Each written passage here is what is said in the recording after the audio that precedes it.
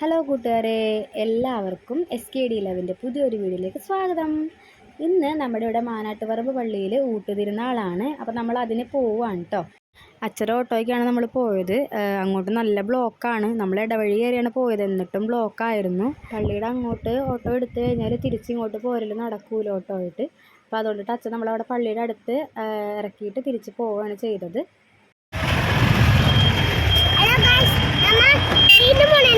അമ്പലത്തിലല്ല, പള്ളിയില് ഊട്ടുതിരുന്നാള്. ഊട്ടുതിരുന്നാളല്ല, ഊട്ടുതിരുന്നാള്.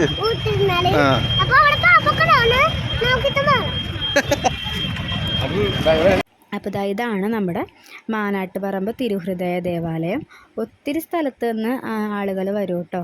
എല്ലാ വർഷവും ജനുവരി ആദ്യത്തെ വീക്കിലായിരിക്കും ഇവിടെ ഊട്ടുതിരുന്നാൾ നടക്കുന്നത്. ഞാൻ പഠിച്ചത് ഇവിടെ ഞാറക്കിൽ തന്നെ ആയതുകൊണ്ടിട്ട് നമുക്ക് എല്ലാ വർഷവും ഇവിടെ ഊട്ടുതിരുന്നാളിന് വരാൻ പറ്റുമായിരുന്നു. സ്കൂളിൽ നിന്ന് നമുക്ക് പെർമിഷൻ തരുമായിരുന്നു വരാനായിട്ട്. നമ്മൾ വന്നപ്പോൾ നല്ല തിരക്കായിരുന്നു. അപ്പം നമ്മൾ ഭക്ഷണമൊക്കെ കഴിച്ച് കഴിഞ്ഞിട്ട് അകത്ത് കയറി പ്രാർത്ഥിക്കാമെന്നുള്ളതിലാണ് ഇരുന്നിച്ചത്. പക്ഷേ 2 ചെക്കന്മാരും നല്ല വാശി, അതുകൊണ്ട് നമുക്കൊന്നിനും പറ്റിയില്ല. ഭക്ഷണം മേടിക്കുന്നിടത്തും അവിടെ കഴിക്കുന്നിടത്തും അധികം തിരക്കുണ്ടായിരുന്നില്ല. 12ഓളം സ്റ്റോളുകൾ ഉണ്ടായിരുന്നു. പിന്നെ നമ്മൾ എത്തിയപ്പോൾ തന്നെ 2:30 അടുക്കാറായിട്ടുണ്ടായിരുന്നു.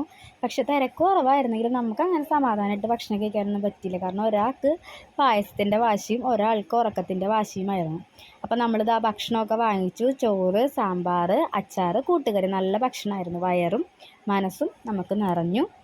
മോനൂട്ടൻ ചോറൊട്ടും കഴിച്ചില്ല. അവൻ നേർച്ച പായസത്തിന് വേണ്ടിയിട്ട് വാശി പിടിച്ച് അത് വാങ്ങിച്ചു കൊടുത്ത്. അത് അവിടെ നിന്ന് തന്നെ ഒരു ഗ്ലാസ് വാങ്ങിച്ച് അവൻ്റെ ഇഷ്ടത്തിന് കുറേ കുടിച്ചു. ദേവൂട്ടൻ 2-3 വറ്റ് എൻ്റെ കയ്യിൽ നിന്ന് വാങ്ങിച്ച് കഴിച്ചായിരുന്നു. ആൾക്കും പായസം ഭയങ്കര ഇഷ്ടമായി. പിന്നെ ഈ വർഷം നമുക്ക് അരവണ കിട്ടിയിട്ടുണ്ടായിരുന്നില്ല. അപ്പോൾ ഈ നേർച്ച പായസം കിട്ടിയപ്പോഴേക്കും അതിൻ്റെ സങ്കടവും എനിക്ക് അങ്ങോട്ട് മാറി.